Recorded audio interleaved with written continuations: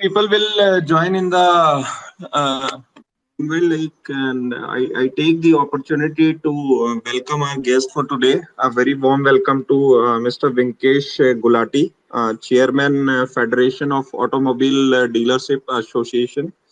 He's also a treasurer of Automobile Skill Development Council, a senior VP at United Group of Institutions. He also holds the position of director at United Automobiles. By education, he is a law graduate and later did his MBA in Commerce and Business Administration.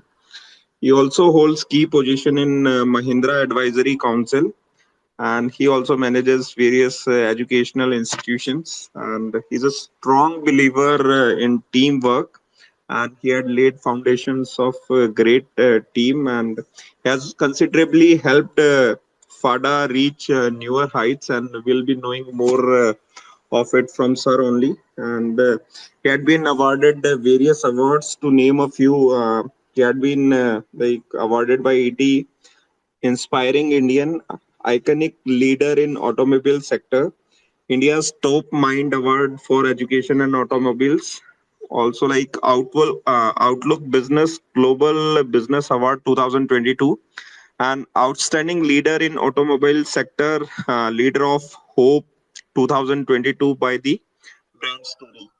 So very warm welcome, sir. And just in case if I missed on any part of your introduction, I would request your good self so as to take the mic and introduce yourself, and would appreciate you tell us about how it all started for you from the beginning. Yeah, over to you, sir. Thanks, Mitch. It really feels great that I've been invited on these spaces.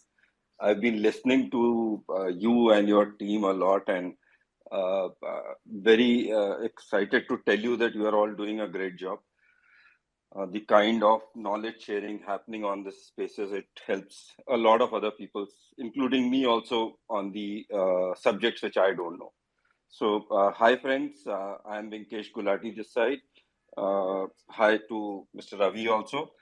So as been already informed you about it, I have been an auto freak since I was born, and as destiny may feel, I started my auto business thing with dealerships when I even passed 12. So I'd been working in this space for around last 30 years, and for the past around 10-15 years, I've been involved with this Federation of Automobile Dealer Association. And this is the apex body all India, which covers some 26,500 auto dealers, starting from two-wheelers to cars, trucks, tractors, commercial equipment, commercial vehicles, all. And in this association, we are basically working on ease of doing business for auto dealers. And I don't know how many of you are aware, this is a very complex business where it involves the sale also and then the service also. So service is a part of a factory unit as per government norms, and sales comes under showroom. So we have a lot of compliances which we have to do, along with satisfying our customers and our manufacturers with what they want. And as you are aware, automobile is a very glamorous thing. Normally, a Indian human being will always dream of having a house, and after that house, second always is a car or a bike. And at times, you must have seen that people have that emotional bonding to their vehicle more than their relations also. And we are the part of people who help people make a good decision and enjoy this lifelong purchase of a vehicle and moving with it. No doubt in India, it becomes it's not pure a luxury. It's an essential also, seeing how rural demographic locations we are in. So we help all those customers from tier 1, tier 2, tier 3 towns, or even the upcountry markets where the roads are not there with our services and all. Along with this, I am, as told, I am treasurer to Automotive Skill Development Council. This is a body which comes under Ministry of Skilling and is responsible for upgrading the skilling of people involved in automotive. So it means if even if the manufacturers, component manufacturers, or us dealers, and like we all employ around 45 million manpower, and the way things are going from ICE means the fuel engine vehicles to electric vehicle, hydrogen, CNG. This has become a very important thing how we take this further in upskilling them. So basically, what we say, we have to first uh, unskill them and then reskill them. So that's what upskilling mean for us, and it's a big task what we are doing. Overall, I love traveling a lot, meeting people. Anybody who is interested in auto, even after this spaces, can DM me if some help I can do. Another input or somewhere, anybody interested in working in auto or something. And let's start and see what questions comes from Mr. Ravi and how can I answer and add to your knowledge thing here. Thank you, sir. Ravi, I would request you to take questions with sir, and yeah. Sir, before asking other questions which I have in mind for automobiles, if you can share something like what we information we collect from we can collect from FADA website, because you share, I guess, the retail number in the first week of subsequent month that I am aware of, but any critical information from an analyst point of view, which is also available, which helps other people. So, Ravi, basically, as you are aware, normally uh, we started this sharing of numbers in 2019. And why we were forced to start it, because world over, the concept is that any vehicle which is manufactured and reaches the customer end, that is the actual number where analysts, share markets, or even government worked on. But India was a different thing. The manufacturer or the OEM, whom like we call them, they normally give the production numbers or the dispatch numbers to the dealers, which is always very dubious because there are a lot of vehicles which are on transit, which are in vehicle inventory of our dealerships, or even vehicle which we use as demo or test drive, which is not going to customer. So this was a long awaited issue where we as FADA had to push in and start giving numbers. And Ravi, practically these are not only numbers. If you go through the survey findings, what we give liquidity findings. We give you what are we expecting in the coming month, how the overall customer sentiments are. So there are a lot of things in that report what we generate.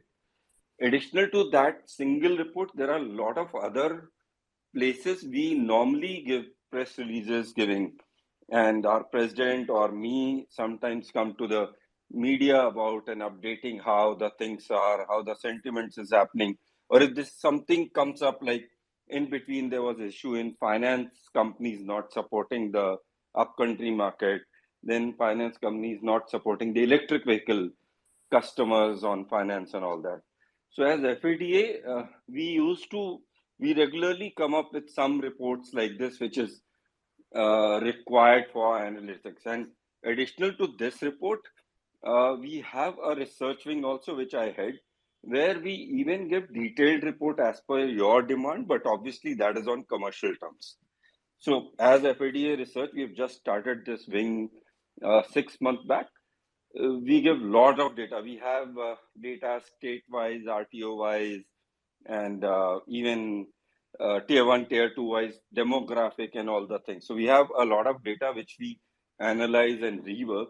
And this press release, which we release every first within first 7 days of the month, is just a synopsis of that, which gives a ground reality and the numbers which compare year on year or month on month.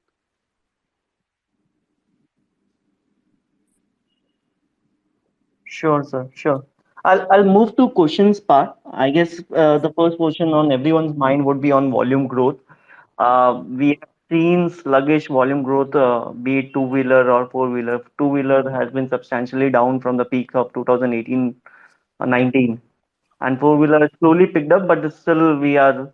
What, according to you, would be the reason where we can see that 7-8% kind of sustainable volume growth for two-wheeler, four-wheeler?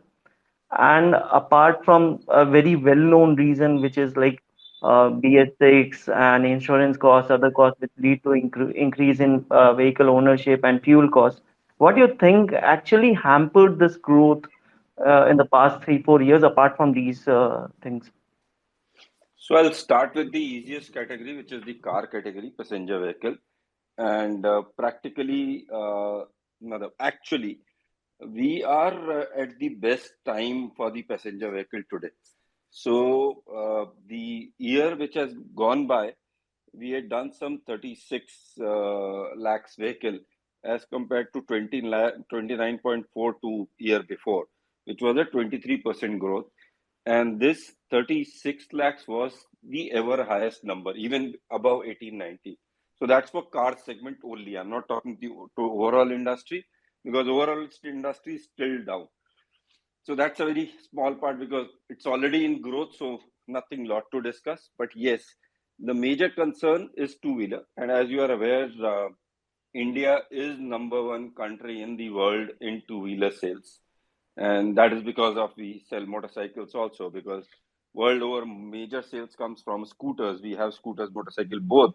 So, and this, what we had done was 159 lakh vehicle, which was around 40 to 50 lakh less than 2018-19 numbers. And you are right, there are some reasons like you have already told about. So acquisition price increasing. It's not BS6, BS4, BS6 started with BS3, BS3, 4, 4, 6. And then it also started with lot of regulatory changes. So like we are now using those disc brakes, and there are other features also which as per government are must in a vehicle for safety and all those things. So that all has been put, you can say the price going way above the customer's expectation and acceptance also. Further to that, even the fuel prices also become a negative thing. No doubt, whenever we see a hike in fuel prices, it just affects momentarily for a 15 days or a month and then stabilizes. But coupled with so many reasons, that is also one part where is going wrong. The biggest part, what we feel has been the blow had been because of the COVID. So when I see the market overall, the effect of COVID, which is seen in the entry level market, which is the rural market, or you can say the villages or the tier 3 town, that is where the effect has not come back after COVID. Whereas if I talk about these markets like urban or semi-urban, they have really bounced back after COVID, and they are better than pre-COVID levels. But the major issue is still there from the rural side and tier 4 town, where people have yet not come out of the casualties or even the loss of money where they used for hospitality and all that. And two-wheeler being a major concern is continuing with that. Additionally, the shift to electric vehicle in two-wheeler is overall a positive thing, but the way it has happened, it has negatively affected the market. So there are a lot of confusion that if I buy a two-wheeler today, uh, is it usable 5 years from today or not? Because there are a lot of being messages, propagandas, PRs going on, which started with, I feel 5 years back, if you remember, the Niti Aayog had a meeting where they pushed in. So that was a start of the issue. Then government coming up that by 2035, 2030, the two-wheelers will become all electric.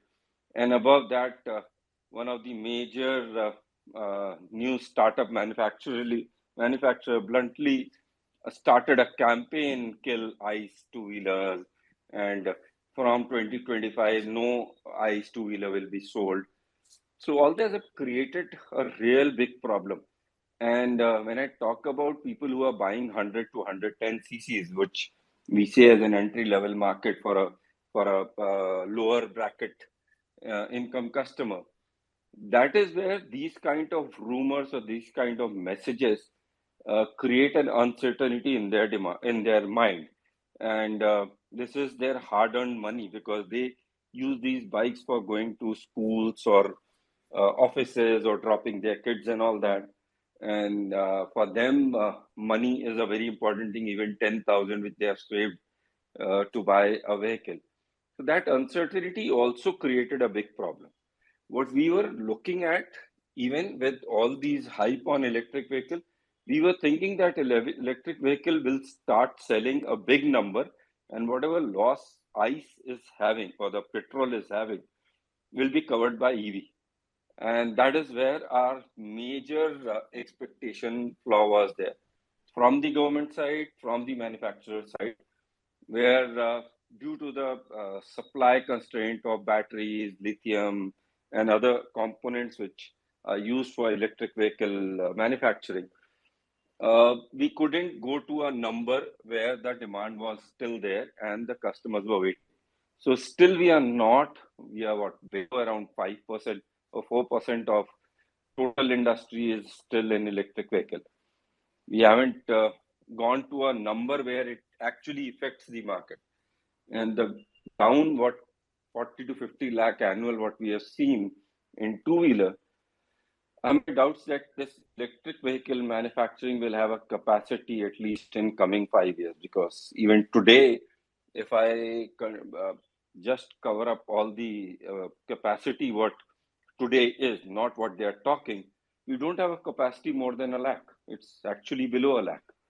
And we are talking of an industry where every month we were selling around 15 to 16 lakh vehicle, which today is at 12. So to cover that loss, we actually first need the capacity to make this, the supply chain to be tuned to that. So then only we can expect that two-wheeler industry will be able to come back to its normal glory, which as of today seems in a distant future. So in overall two-wheeler, it's a bit tough to come up and say that we'll be seeing something good happening in a year or two. No doubt there had been some positive signs. So if you see 100cc segment, it has started growing 5% year on year, which with what FY23 we have ended. But the degrowth what we have seen since past 5 years, it was too huge to cover up. But one thing is good that at least the positive momentum has come, no doubt on a very low base, which we have to see. No doubt the 125 to 150cc are growing at 20 plus or 25% plus thing.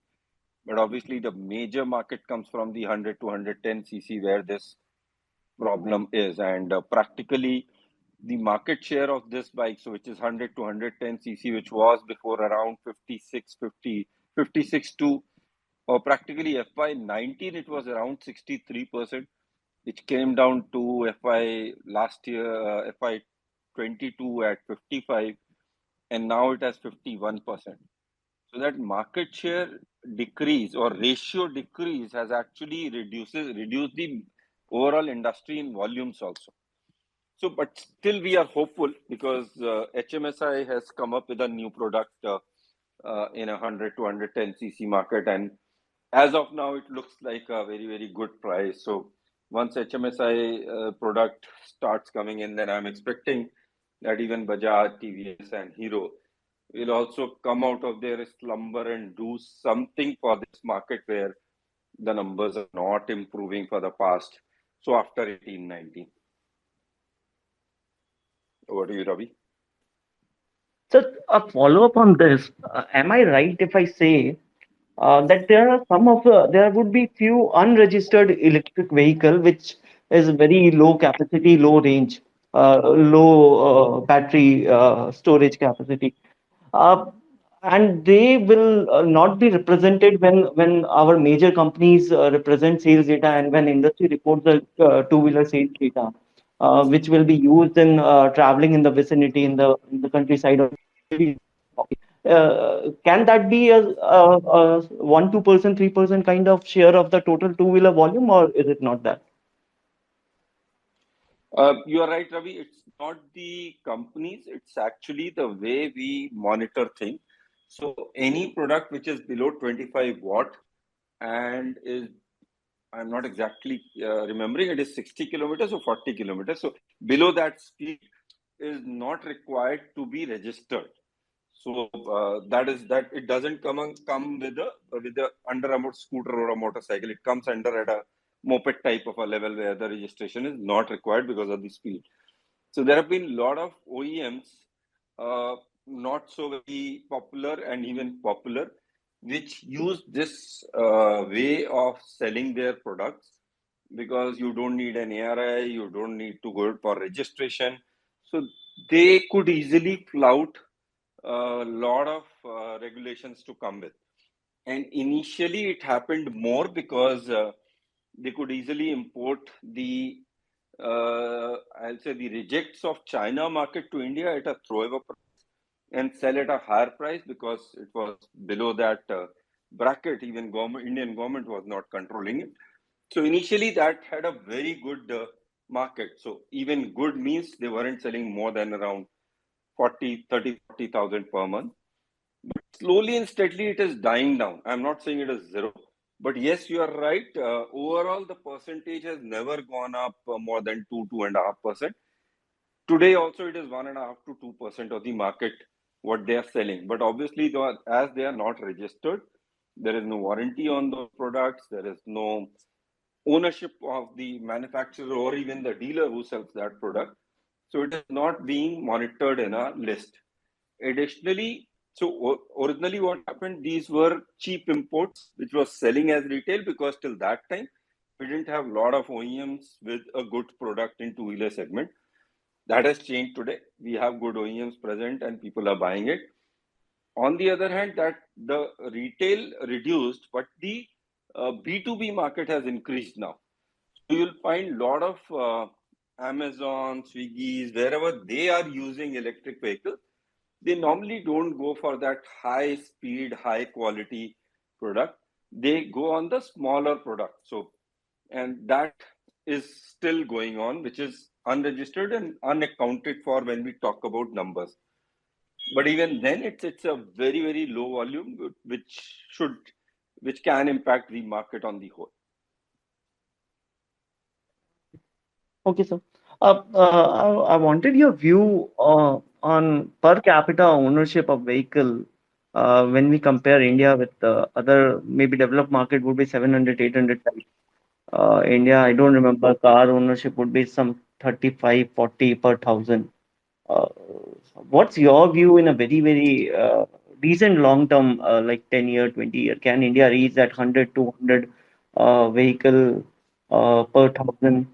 And I guess on a four-wheeler side, most of the reason would be on affordability. So how you think growth panning out for a long-term period, and also considering the congestion we see on the metros, uh, what's your view on a holistic level? Can we see that kind of vehicle ownership in India? So practically, uh, getting confirming 35, 34, it's very difficult because now India has increased their population also. Now we are number one in the world. So I don't know how much car per thousand we are, but still, yes, it's a long shot, and as there is a big difference how India moves or how India manages their car purchase as compared to how Western is. So I have my doubts that we'll be ever talking about numbers like what we have said 700, 300, 400. Because still, for if I leave apart all the tier one towns and metros, still one family has one car or two. So it's not per person one car unless and until we reach that level, we can't talk of a big number, which clearly shows that we have a very big scope of improvement in India. So whenever an analyst plans somebody for an India foray, they really show us greener picture that it's a long space where people can come in. And talking about the affordability also, because uh, uh, India is still one of the cheapest car price market in world. So I feel we have improved now. If we talk about pre-COVID, our average price was around in between 3 to 5. That was a bracket which was average for us. Now it has reached 8 to 10 or 8 to 11 lakhs after the compact SUV sales increasing and the entry level market a bit shrinking. So overall, coming back to your question, I don't see those high numbers per thousand happening. So, but on the other hand, even if an improvement of from if it is 35 to 50 is a big improvement in the auto car market. We are already we were number third. I feel we have again gone back to fourth with a very small change. But the car market, what I feel, if we have so car market, one more thing, what I want to tell you, the productions were also constrained for the past 3 years. So overall, the capacity of Indian car manufacturers pre-COVID was around 3 lakh. It wasn't more than that. And out of 3 lakh, there were also unutilized capacity because of a lot of various regions of supply chain. When the COVID affected, and after that, the vehicle demand jumped back as pent up demand, and because the customer psyche changed towards the car, there is a lot of capacity expansion happening. As you're aware, there are two plants which are closed. There are already current OEM working to purchase it to increase their capacity and all that. As of today, that capacity is still reached 3.5, whereas we are still not going above 3.3 or 3.5. So I feel by this year, this financial year end, we'll see a capacity of 4 lakh plus vehicle in the market. So I'm talking about capacity, I'm not talking about production. So at least once we have a capacity of 4 lakh, and if the way how passenger vehicle market is reacting for the past 2 years, if it is continue that way, no doubt we'll be 100% a number third with a big difference. But then too, the numbers won't be more than from 35 to 40 or 45, because our population growth is also supporting those growth. So I feel the population growth is higher than the car sales growth. So maybe that ratio, I don't know how much it changed, but yes, the market is there. Once we see good capacity coming in, once we see good electric vehicles, cars coming in, we'll surely see the jump what we are expecting. And I'm confident that even this financial year, which we have just entered, we'll at least see 15% plus. So if capacity in the market is fine, it can go above. But we'll at least see 15% around growth happening in the car market this year, which is a good. So whereas, like you said, if you, I'm not, I don't know, you may be a better person to check, but if you see 10, 20 years, the CAGR has not been more than 5 or 6%. Because normally in car market, we see some 5, 6 years of good, and then 1 or 2 years goes down badly. So we had seen in 8, 9 or 10, 11 was down. Then again, we have seen this 20, 19, 20, 21 going down. So we have already seen a cycle type of a thing. We go up for 6, 7 years, we go down for 2 years. So our even double digit growth actually, when we see at CAGR, comes at a high single digit. But yes, car market is one where I'm expecting more growth because of 2, 3 other reasons. So negative, you already told me, affordability. But on the other hand, what I see, the interest of buying a car has increased in youngsters also post-COVID, which wasn't there. Before, they were talking about using Ola, Ubers, rental vehicles and carpooling and all that. COVID uh, made some changes in their thinking. I don't know, was it YOLO or was it shared mobility? But it really changed. And one big thing was the kind of product Indian manufacturers have started giving them, which actually has excited them to buy their own vehicle, which now is actually is an extension to their lounge of their room. So they now find a car which matches how they can live in the house also. So that has improved. So I am expecting this car market to grow steadily and regularly. I'm not having any doubt on in the numbers of car market in future, at least for 3 to 5 years. That is what my thinking is.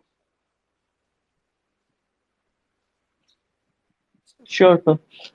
Sir, coming back to this growth on the car market, uh, how you see incremental volume growth? Say if we move from 36 lakhs to 50 lakhs on a four-wheeler, of that 14 lakhs, how much you think can come from metro versus non-metro? Uh, and when we say metro, we actually consider Bangalore, Pune, Hyderabad kind of market as well, the premium cities of India, because there the one thought which comes to our mind is the ownership might not be growing is because of congestion and maybe the metros which have started people, or maybe you can throw light that people are owning the car but only using on weekends, so car sales will continue, usability will be lower. How you see the growth differentiation in say urban rural pocket for four wheeler, and where the incremental will growth will come from? So practically, for the car segment, what we have seen past year or past 1.5 years, we have seen the urban growth at the highest and the rural actually degrowing. So like I told you, for the past once the COVID hit in, uh, the first 6 months were bad, but post that we started seeing pent-up demand, and that pent-up demand came from urban and semi-urban market. So I'm not talking about only metros, even the tier 1 cities or capital cities. They came up with a big jump. So like Delhi NCR had been stable for around 5 6 years. There wasn't any big growth. The big growth we saw was around 11 to 14 or 16. Then Metro Delhi became stable. Even Maharashtra, Bombay became stable. But for the past 1.5 years, we have seen a lot of growth happening. And the growth happening in that market was not because of uh, other reasons than two. One was because the quality of product being sold by manufacturers in India had greatly improved. It happened with the start with Kia Seltos, which came in, and then Creta came in, then Mahindra came up with XUV 700. These product qualities were such high in experience that the metros again went back to buying vehicle. No doubt there has been no benefit of congestion. All the metros, whatever congestion was there 3 years, today it is worse. But the kind of change of thinking which has happened for the past 2 3 years has pushed people buying more cars. And also the kind of road infrastructure which has improved has pushed them to buy more cars. So if you talk of Delhi or Bombay, you will find many people have buying a car because on weekend they want to move out to Lonavala, Pune, or in Delhi talking about Dehradun, Mussoorie, or Solan. The road infrastructure has become so good that they normally want to go on a road on a drive on weekends and enjoy that thing. So that has also pushed to buy more cars and all that. And obviously, congestion has increased. So they are buying, there is growth is happening. But I feel now, slowly and steadily, that growth is still there, but it's tapering down. And now rural growth is again coming back. The effect of COVID, the effect of uh, inconsistent monsoons, which have seen past for the last monsoon was still normal, but before that, 4 5 monsoons, we have seen some inconsistent as is a case of past. So now we are again seeing rural slowly coming up. So I'm not saying it is as good as double digit coming back, but in a single 5 7%, rural is coming up. And once that comes up, then that will give another big push to the car market, what urban gave us 1.5 years back.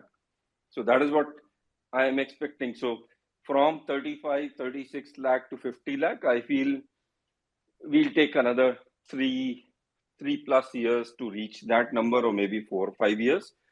But now we'll see a major jump coming from rural than urban. So the growth will be there both, but as rural base has gone down because of the, which is clearly evident from entry level cars also not selling, we'll see the growth coming more from rural than urban.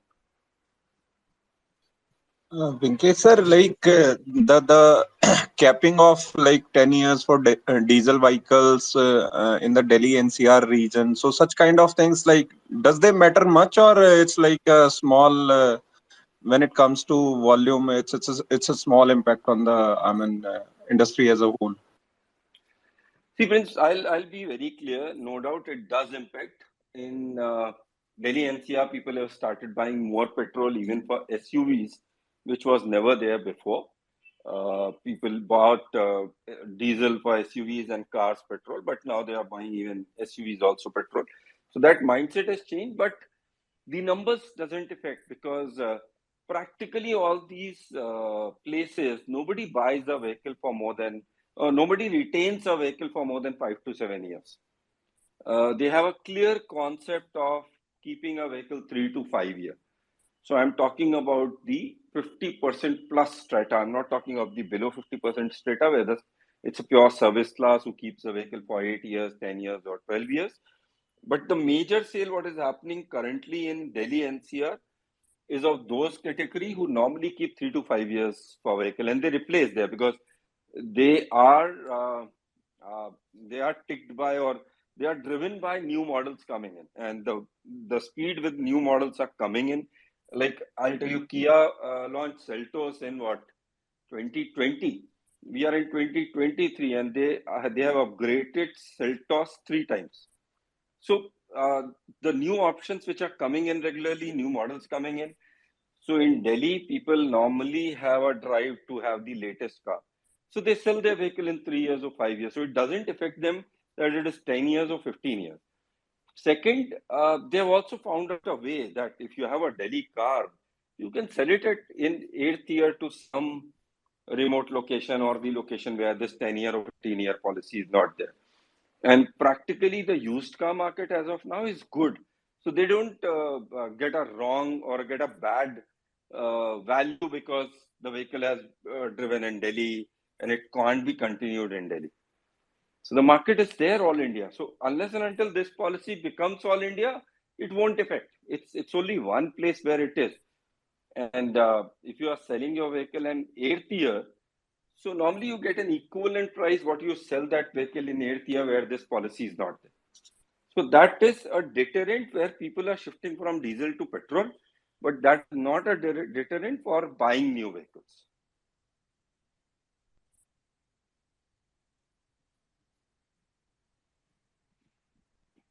Prince, you have another question? No, Ravi, go ahead, please.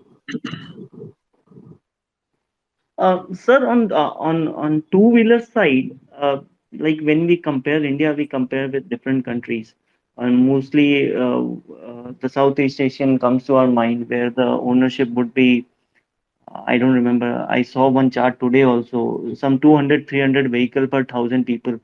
Which, according to you, should be the ideal comparison for India if we want to see vehicle two-wheeler ownership, considering our population being around 28, 29, and the density of the population. And also on two-wheeler, is there a scope for a very large increase that, okay, we move from 1.5 crore to 2 crore, might be what we used to do in 2018-19. But is there a scope that we can reach that 2.5 crore, 3 crore? Because at that level, I guess our volume would be running fleet on street would be 35, 40 crore around population of 140. I think that is kind of sustainable. And should there be a higher increase of volume that India should have on the two-wheeler side? What is your view on that, sir? Well, very frankly, I would love to give you a positive answer on this. But what I'm seeing for the past 1.5 years, I have my doubts today. So overall, two-wheeler market as of now is not responding on a positive note.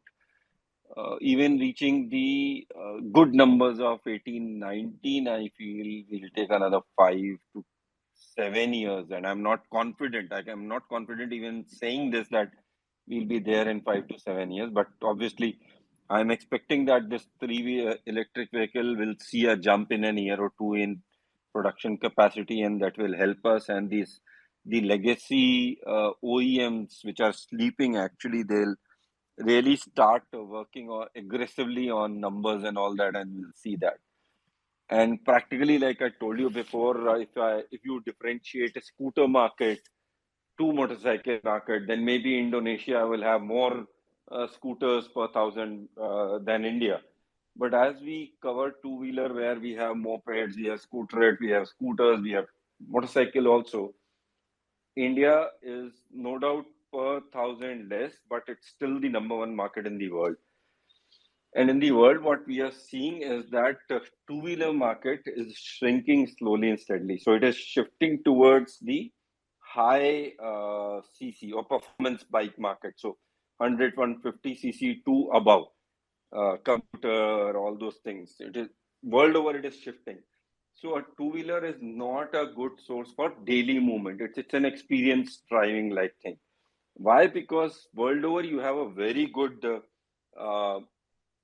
public transport system and the road system where the spoke hub connection of the villages or towns. So like they said, up country towns are there abroad, which is not in India.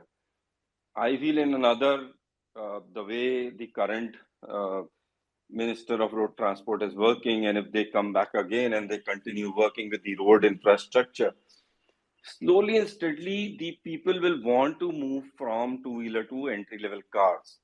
So that is where you will see more purchases shifting, more people wanting to buy than buying a two-wheeler because of a good road infrastructure and a dual benefit of having a car instead of a bike.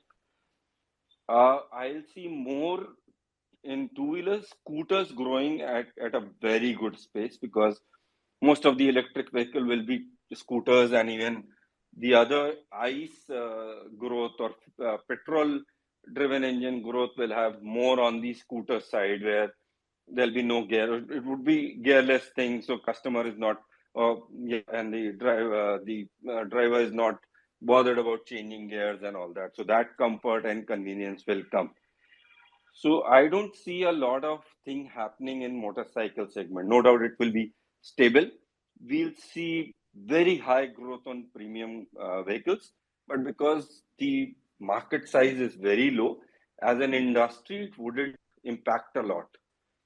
Now, 100 cc to 110 cc is still around 50%, but I don't see this growing huge the way things are happening. So I'm not confident, like you said, the numbers 2 crores and 2 crores above. Unless and until some major changes happening in this segment, a new disruption coming on how we drive a two-wheeler or how we talk about this segment, I don't see such high numbers happening at least 5 years from today. Okay. Sir, on EV side, how you see the penetration pan out from here? Say we have achieved on a two-wheeler, I guess we have achieved some 6-7% penetration. But then towards December, government changed regulation on uh, the subsidy were curtailed for the people who were not properly localizing the parts. And then some other changes, I guess, is effective from 1st of April. So we'll see how the volume pan out from there.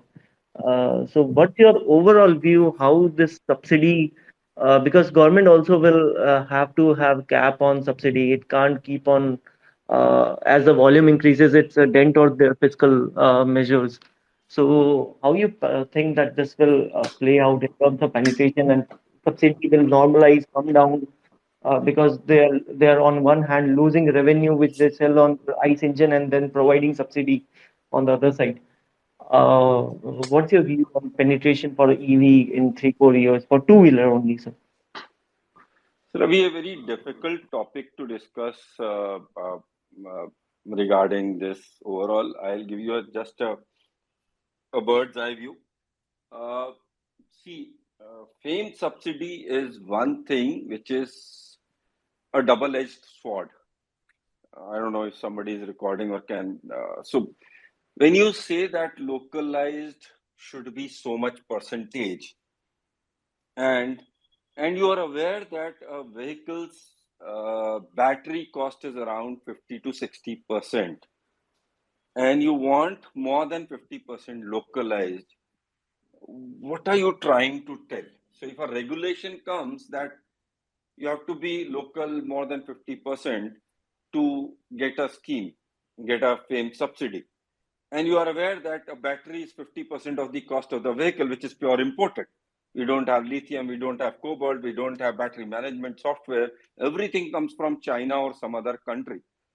So it's the way that we have designed that policy for people to fail or people to manage things, and that is what has happened. So I, as a manufacturer, I am buying everything local. I'm not importing directly. But there are people who are doing it, importing, and from one to two, three, four companies giving it to me locally. So I'm fine. But things like this happen where the complaint goes, and good companies like Hero Electric and others get stuck in this FAME subsidy scramble. So I feel somewhere the government has to think positively. No doubt you have to motivate people to be local, make in India and all that thing. But you will also have to understand that you don't have the major part of mineral in India. You don't have the major part of technology in India. So one side don't promote EV, or if you are promoting EV, accept that this will be imported and will be used in India. So just I feel 2 days back, Log9 has come up with a small battery saying this is a pure Indian battery made in India. I still have doubt. It could be made in India, but practically, do they? Where did they got the raw material from there? Somewhere it was imported. Some maybe there would be intermediaries doing it. So when we don't have the raw material, how can the FAME subsidy work? But on the other hand, coming back to your question, I feel if government wants the two-wheeler market to convert to EV faster, these FAME subsidies will continue, and I'm hopeful that will continue for another at least 2-3 years. And in this 2-3 years time, what will happen that the manufacturers will reach a level where they are at least each manufacturer producing around 20 to 50,000 electric vehicle per month, which means they'll have those economies of scale. Plus, in India, if we touch around a lakh or 2 lakh per month electric vehicle sales, as an ecosystem, we have a bargaining power of buying lithium at a less price or a cobalt or whatever is needed for a battery as a less price. And additional in these 2-3 years, what there are a lot of PLI which has been subsidies of PLI which has been committed to a lot of manufacturers. I'm hopeful that they'll also start churning out their production. So maximum 2 to 3 years, these subsidies will not make that much effect what they are making today because of the one economies of scale. Second, a lot of things will start being manufactured in India or being assembled in India in a proper way with the government support because of PLI subsidies and all that. So till that time, which is at least 3 years, I feel FAME subsidies are needed, and this government is aware that they'll have to support. But yes, talking about premium cars, premium EVs, maybe in a year or so, government will cap that a vehicle above this price, they'll not give subsidy. So for entry level, for masses, they'll support, but not for a high level product or something like it. So like if you see today the car level where vehicles are sold at 40 lakh, 60 lakh, there is nothing called FAME subsidy. But at an entry level, there are subsidies. There are different, and a lot of different states have started giving subsidy on registration, on vehicle price, and all those things. So all put together, the ecosystem is all coming together to promote EV. Things will improve going further. Vinkesh sir, if you see the trend of past 2 3 years, the price of bikes in all the segments have increased considerably, right? And even the GST component is 28%. Correct me if I'm wrong.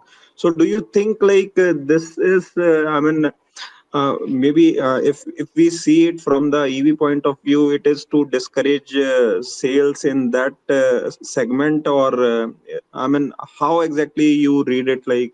And obviously, if it continue to, if the prices go on continuously, then obviously the sale would be comparatively lesser. What's your view on that, sir? So two topics here, Prince. Basically, GST 28% on bikes has nothing to do with electric vehicle. So the GST calculation actually happened when we shifted from the erstwhile VAT and CST thing. And when we were selling two-wheelers before pre-GST era, at that time we were paying around 12 to 15% VAT, 2% GST, and 12% excise duty, which once subsumed to GST, we are paying equally the same part of 28% as GST. So there's nothing to do with EV on 28% GST. GST it was a subsuming of taxes which happened. No doubt that 20% is continuing, but to motivate, to promote EVs, they have come down to 5%, so the price is reduced. That's a support what government is giving, and that is additional to FAME subsidy, and I am hopeful this will continue further. There was somewhere a talk even this 5% to go away and make it 0%. I don't think so if it is possible or not, but there's been lot of discussions, such things happening. So yes, the ICE and this difference, and I'll give you a very clear thing. So I don't know if you are aware, Volvo XC40 and the other their E, which is Recharge EC40 or something. The price gap is only 4-5 lakhs. Why? Because XC40 ICE has a GST of 28 and a cess of 21 or 22%, which comes to 49 to 50%, and the EV is 5%. So that gap of 43% is helping the manufacturer price both the vehicle a bit similar or a gap of around 5%. And that is helping the market, obviously, promoting that. So hopefully I answered or I missed something, Prince. You did, sir. So Ravi, we also have Kaushik with us. So Kaushik, if you have any quick question, you can ask. Otherwise, Ravi will continue with his questions. Yeah. Sure, Prince. Thanks for the opportunity. Hi, sir. I've been following you from very long. Sir, I just wanted to understand what is your thoughts on by seeing the data very closely that how EV segment will be growing and what's your thoughts on South India part of the segment? Because here I see the most of the chargings getting in existence, and wherever I go, I travel, I just see the charging stations coming up very faster there. So I just wanted to understand your thoughts over here. And because there is an auxiliary, so if we talk about EV has a lot of components which gets into them. So these companies are doing very huge capex. So I wanted to understand your thought process. So hi Kaushik, thanks for following me. But EV, we are positive. So we are at still a very nascent stage even after 5 years, and the growth will continue 100%. So I feel currently EV is marred not by demand, but the issue of supply chain. And supply chain, if it's able to support, I don't know if you all remember, Ather or Ola has come up with a product which is around below 1 lakh. So if this kind of Ola. aggression, Ola. So if this kind of, no, even Ather, I feel, even, I don't know. Yes, I just saw the news a week back. So if this kind of aggression is there in the market, nobody can stop EV to grow at least double digit. And so hope as an auto person, I'm to expecting that we'd see EV numbers doubling this year. But obviously, it's a caution. If we are able to see the production capacity also increase, it can triple also.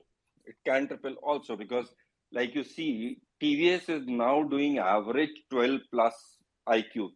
So, which means they have even touched some 15, 16 in between. So that is one company which is doing huge. Ola is doing huge. Ather is improving. Then there are other players who are also improving. All put together, we can easily do a lakh vehicle per month, which will be a double-digit growth, which will be double the market what we have seen last year. And if they are able to increase market more, there are a lot. Coming to specific to South, I was just there in Chennai last month for ET Now session. I met 2-3 motorcycles. Rapti was there. There are a lot of people who is coming up making electric vehicle directly and ancillary also. So overall, a growing market and a lot of demand coming in, provided people plan it well and work on the regulatory side, because I'm 100% sure now government is very, very tight on the regulatory parts of battery management softwares and all those things which will affect the market. So if somebody is serious in the market and it's not working on purely import from China or some other places where the product is not right, I feel it will be great going in. And how I see Hero investing in Ather, Hero is now 37 partner, which is a major partner. Hero putting money on Zero, which is a foreign company which makes EV. So a lot of things happening in the EV phase, and no doubt in an year or so, we'll surely see two-wheeler EV space growing leap bound. Kaushik, have I completed your answer or I have left? I forgot something. No, sir, you have completed my answer. Sir, any expectations on the number that you are thinking every month this can be the sales in EV for the two-wheeler sector as well as for the four-wheeler? And even if you can possibly get answers for like three-wheelers and other heavy vehicles also. So two-wheeler, I am confident maybe in another 2-3 months we'll be doing around 70-75. By the year end, we should touch 1 lakh. Obviously, if the capacity issues are solved, because as of today, that is a major issue. And the FAME issues are solved, because for the past some time, 2-3 companies, because of the FAME issues, are not able to deliver the numbers they were expected to. So I am hoping if that is solved, then we'll see more numbers happening. Going further, if I talk about cars, the numbers would be less. I don't see the numbers growing more than maybe around 5,000-6,000 for the first 6-7 months, and then maybe 7,000-8,000 or 10,000 by the year end. Because this is a segment where you will see a lot of things happening starting 24, not before that. So there are a lot of, all the OEMs have a born electric vehicle positioned to launch in 24 or 25. Why I'm saying born electric, what's the difference is, whatever we see today in market, except for products which are imported as a kit and assembled here, everything is being made on an ICE body. So like Nexon, Tiago, XUV 400, everything was a ICE vehicle or a petrol or a diesel vehicle, on which body an electric system has been put in. So basically, it has its own flaws, it has its own limitations. So the born electric thing, what all are planning and manufacturing, you will be able to see those products coming from 24 or 25. And that is where then passenger vehicle, electric vehicle market will see a jump and high numbers going ahead. Electric vehicle, we are already around 55% plus of electric vehicle as a ratio. So we are already doing 30,000 plus per month in three-wheelers. And this will grow. If I talk about three-wheelers specific, one big change what is going to happen is the e-rickshaws is slowing down, dying down, and e-autos growing. And the basic difference is the kind of battery. E-rickshaw uses those lead batteries, and e-auto uses the lithium batteries, and it has a longer life. So that change is happening because now Mahindra, Piaggio, there are others also who have launched e-autos, and those are more safe and has a longer distance and all those things. And the three-wheeler market is also being supported by the government restrictions of diesel passenger vehicles not getting the permits or registration. So it's basically controlled by CNG and electric vehicle, where we see the numbers coming in. So three-wheeler is the biggest category where the percentage of electric vehicle and the growth we are currently seeing. Commercial vehicle, we will be seeing numbers in the small commercial vehicle, which would be below a ton, not more than that. So the loading 0.5, 0.75 ton loading vehicles. So that we'll see, but the numbers won't be much for long because in commercial vehicle, more emphasis currently on the higher size of vehicle is coming towards hydrogen than on EV, because for them EV is becoming very costly. They are working on hydrogen, but that's the segment which will be a laggard on electric vehicle on the whole, what we see in the market. So all the four I've answered, Kaushik. Thanks for that, sir. Sir, if I take one more question, Prince? Yeah, quickly go ahead, please. Thanks. Sir, recently 4 months back, there was an exhibition in Delhi, auto exhibition. So they will, you spoke about rightly about hydrogen as an component which is coming out over there. I saw a lot of big trucks and all with hydrogen capacities. So what is your thought? Because hydrogen is, don't it be like, if I read the research reports which are available on online, I find that hydrogen is more costlier than electric, but what's your call, sir? And then add up on this, if something like it's a speed and consistency and the cost should be reduced in an electric vehicle, what kind of body structure? It should be a metal. What kind of metal should be used? So currently we are using ice, but how about in future? What kind of metal should be used? See, Kaushik, one, hydrogen is costly, no doubt on that. But obviously, when the first electric vehicle was made, Riva, if you remember, at that time it was priced at 5 lakhs, whereas we had a lot of vehicles at 1 lakh, 2 lakh from Maruti, even Nano was there. So obviously, the initial products are always costly. Once the things stabilize, the research is stabilized, the price goes down. And what we will see, if you remember what happened in buses, where electric vehicle buses were hired by the municipal corporation and not bought for. So I'm expecting if trucks shifts to hydrogen, we'll see more of manufacturer giving trucks on per kilometer basis or something like it. So like even if you see what I explained and the bus thing is happening. So electric buses is, I don't know the exact price, but it's around 1 crore or more. And it was more 2 years back when government used to hire for them. And per kilometer price, what like Tata is quoted in Delhi is half of the ICE operative price of Delhi Municipal Corporation. So in hydrogen heavy tonnage, we'll see that kind of disruptions happening. I don't see a retail customer buying a hydrogen vehicle and then finding freight for it. It will be a very specified customer for at least initial phases of hydrogen coming in. Electric vehicle in trucks, I have my doubt because the way it goes, it's a difficult thing. It's not about metal or non-metal what to use or what is usable or not, because it's more of the economies of scale using and how it can sustain the system of our country or utility. Overall, forget about EVs, even ICE everywhere. The metal being used is now more defined by the regulatory work, where the pollution norms changes per kilogram waste. So everybody is working on making their vehicles lighter.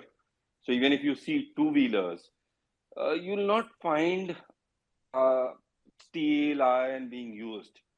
So why did Ola didn't give the stand as a normal way in a normal vehicle that was outsourced as an accessories? because for a stand you need an iron or steel, and that to a heavy equipment for that.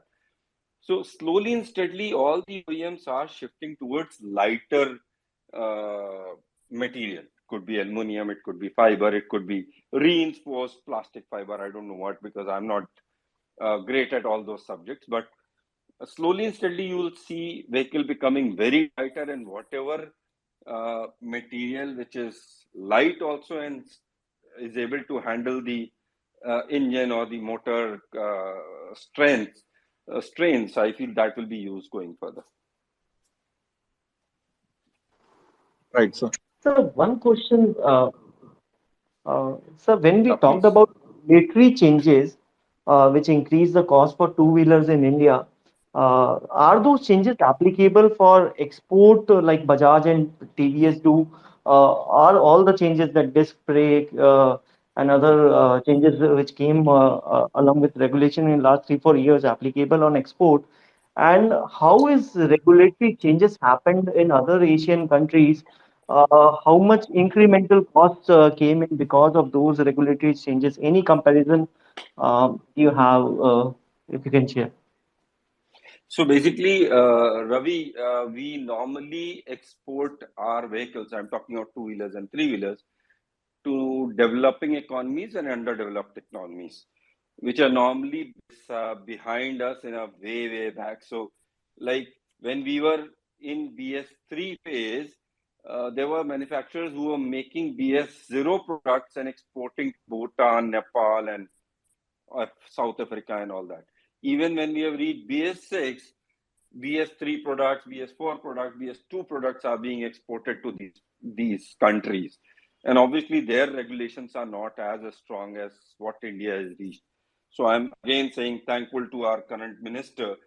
When he took over charge, we were at least 6 steps below the Western world or good developing countries and developed countries.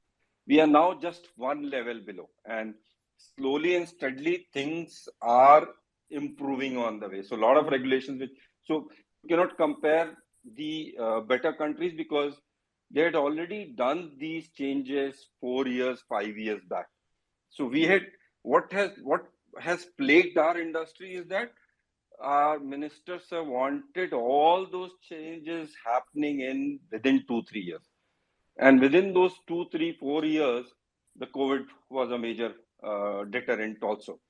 So if you see 2019, we changed from BS3 to BS4. 2019, 2018, I'm missing the date. And 2020, again, BS4 to BS6 happened. So, and we jumped twice. So it is BS3 to BS4, BS4, BS5 we skipped, and then BS6. And within a year, we are now talking of BS6 2, which is OBD2, which has just been launched from 1st April. And in between, there had been at least 6 regulations, starting from airbags, ABS, OBD, many others, which has changed. So there are still many regulations which are in process, which government has delayed, where even the tire, these windshield, they have their own specification that this should be as per this norm, which have been now postponed because of a lot of regulations coming in. So these regulations no doubt had increased the prices. So like if I talk about in two-wheeler, the BS changes had increased the price by maybe around 20%. So these regulation has changed the price by 10%. So if you see the past 3 years, 1/3 of the price increase has been because of the regulations.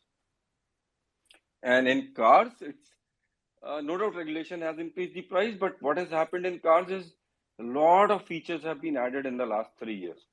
So talking of ADAS, talking of auto driving, talking of auto braking, every car having CarPlay, Apple CarPlay, or this Android things.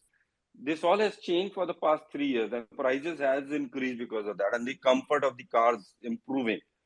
So even a car of a price of 20 lakh will give you at least 80 to 90% of the feature of a car of 60 lakhs. So those have seen the price increase, and that effect, the customers are not seeing the pinch, because with the price increase, they are getting something to them. But when I talk about two-wheelers or even an entry-level car, we had a Maruti Alto Wagon selling at 2 point something, which is selling at 4 lakhs. They are not seeing those features going up, but the regulation or the emission pollution norms have changed the price way above their expectation. So that's where it is being hurt in two-wheeler or entry-level cars, but the other places it's still accepted by the market. And so, what's your take on semiconductor issues? Like, are there still a lingering issue for automobile manufacturer, or this now should be because on when we hear on the con calls, most of them says this is a rear view mirror issue. How your reading on this? So semiconductor has become a very easy thing to blame on since COVID. So it's like शेर आया अब शेर आ चुका उसके बावजूद शेर को सब डर रहा है. So like if I talk about car industry, we were making around 2.5 and semiconductor issue came, we went down to 2. And now we are doing 3.25, 3.3, which means semiconductor, which we were regularly making 2.5, the issue is now solved and we have reached a level of 3 lakh plus. So now semiconductor issue is not to our capacity. It is the gap of demand and supply. So we were making 3, semiconductor is complete for 3. Now we want to make 4. So obviously that 25% increase, it's just not semiconductor, it's for everything. So obviously if 3 lakh cars were made and now we want to make a 4 lakh car, you need so many seats extra, you need so many tires extra, so you need so many connectors extra.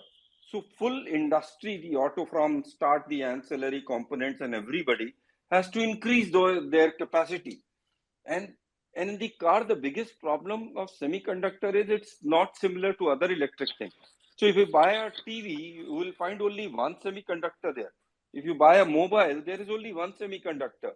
But if you buy a car, there are minimum 25 and maximum around 100 or 200 semiconductors. Every individual component has its own semiconductor. So like if you talk of headlights, you have it. These wipers, you have to have another. Infotainment system, another. A braking system, you have another. And then there is a master chip in between which talks to everybody and manages them.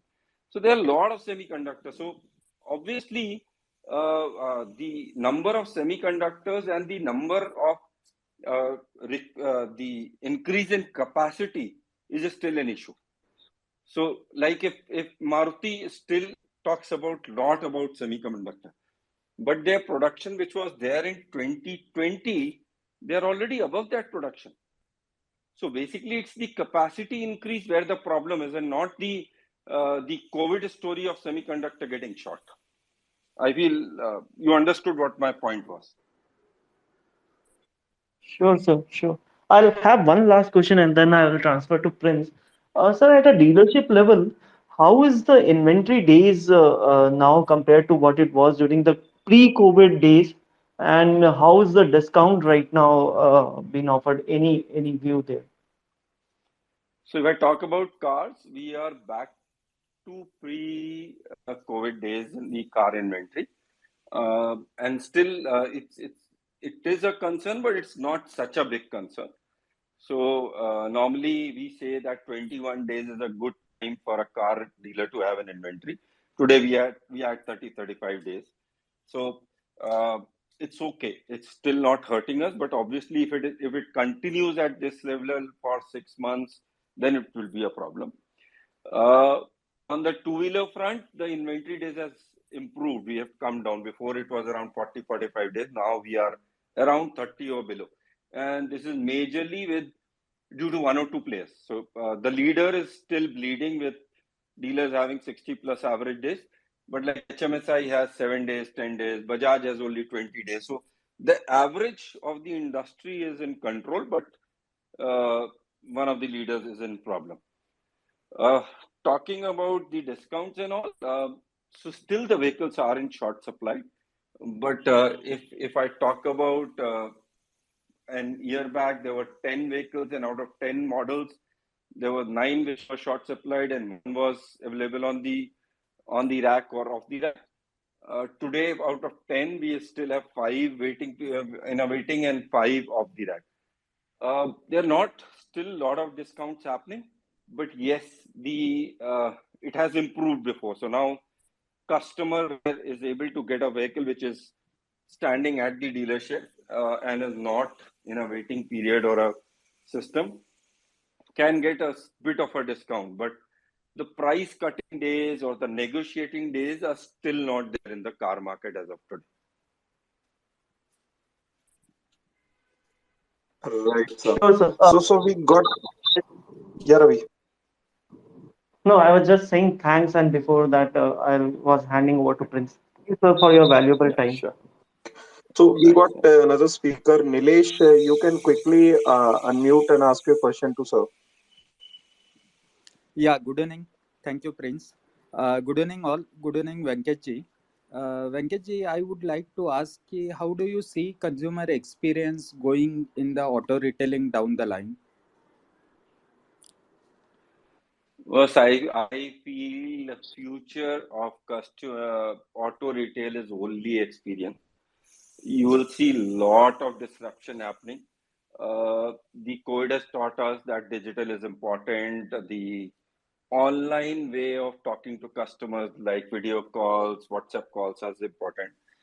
And slowly and steadily, the customer, as customer is upgraded, because like I told you, the average price of vehicle has gone up, and the vehicle experience is also different.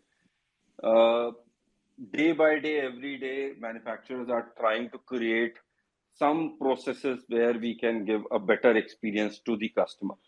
No doubt, this is a very difficult industry because it's not that you can go to an Apple store in an air-conditioned environment and buy a phone. You have to come to the dealership. You have to go through insurance, finance, registration, a lot of things which are out of the manufacturer and dealer's hand also. No doubt we try that the finance is easy, RTO is easy, and all those things. But still, there are a lot of things like uh, getting RC to you in time, registration certificate is not in dealer's hand. Getting the number plate is not in our hand. So still, there are a lot of places where the improvement is needed. But going further, you will find dealership not a selling or a showroom. It would slowly become experience centers for customers than coming in and buying a car. So it would be just he's coming for a delivery, and rest everything is happening digital or at his home, at his comfort of his office or home. So showroom visit could be only physical delivery. As FADA, we are trying to push government to improve the processes of all the government related thing where we need to, which is the biggest problem is RTO today because we still have to sign papers, scan and upload them. Uh, FADA is pushing them to make it online. Some states have done it, so like Delhi has done it, but still the number plate takes time. Slowly and steadily, things will become more automated, more digital. Then this will purely become an experience center, like how Tesla is working in the world. So where a customer just comes in, experiences the product, fix it, finalize it, and goes back, and everything is online, digital, and he gets a vehicle at home. Or if he wants a test drive, that becomes at home. So that's what we are also inching towards. What is the biggest deterrent here is, like I told you, government. The second is Indian customers thinking, because their attachment to their vehicle is a lot, and buying a vehicle is a very big decision for their lifetime. Even with all those processes of experience center, we still get people who go to our PDI go downs, which are not as good because you don't have an air condition also in a PDI go down. Sit near the washer when his new vehicle is getting washed. So he likes that. He wants to be there when his vehicle is being washed, air is being pulled, polish is being done. He feels that attachment that I'm seeing my vehicle go through all those process. So no doubt we are creating more experience improvement, but this is one side also where Indian customer wants something different. So we are balancing out between the two, and hopefully we'll be able to deliver better experience and deliveries. Thank you. Thank you, sir. Thank Thanks, you, Dilip. Nilesh. Sir, we take one last question and then we close it for the day. So Yeah, like Nilesh. the auto sector and the ancillary space. So, what would be your advice? Obviously, we are not talking about company specific, but how an individual investor should approach the space as far as investment point of view is concerned. So practically a very difficult question because a lot of things hinges on the external factor for an auto company. And as of today, majorly any company which has invested in electric vehicle and showing some numbers or at least some interest where or I'll not say electric vehicle, I'll say alternate energy. So any company which is good on alternate energy and not based on only one fuel type engine is a good company to invest in. Any company which you see that is being controlled by professionals and have a long-term thinking, have a very good customer understanding, is a good company to invest in. But thing is very clear that auto is not a place for short-term investment. If you want to do long-term investment, please do it, or else don't. Because for us, normally the share value or the effect on the share market is not short-term. It takes time because a product is planned or it's a R&D done. It's a 5 to 6 year time to launch a product, and it takes another 2 years to I see only 1 year, 2 years to see that if that hype created at the time of launch continues further or not. So it takes time for a company to show their good colors or bad colors. So like if you see Mahindra XUV 700, it's been launched now 2 years. Mahindra Thar 3 years, but still the demand is there. Still the waiting period is there, which clearly hints that these are the products which will sustain the ups and downs of the market. So similar way you see Kia Seltos. So these are the products which you see, but there are other options also where a lot of products are launched and in 1 year you see going announcing 30,000 booking, 60,000 booking, and now they are not even selling 2,000 per month. So it takes time. So anybody who wants to invest should think of long term only, then invest. Thank you so much, first of all, sir, for agreeing doing this session, and it was really insightful and so exhaustive on the auto sector. It was really helpful for everyone around, and we surely look forward to many more sessions as and when we require your guidance. We will surely reach out to you. And for our attendees, like the session is recorded, so those who missed. Maybe those who joined late can surely revisit to the recording, and also they can share with their peers so that this can reach maximum people and they can benefit from the experience of sir. So thank you so much. With this, I take your leave, sir, and it was really kind of you to spare extra time. We initially like planned for 1 hour, and it's almost like 20 minutes more Thanks. than that. So Thanks, thank you Prince, so much, and sir. thanks, Ravi. It was a good time for me also. Always there for you both. Yeah. Thank you, sir. Thank you. And Okay. thank you for your kind words at the beginning. And we are just trying and we reach out to people and they are kind enough to agree to us. And we are just a small medium, sir. Thank you so much. Okay. Great. Have a great time. Thanks.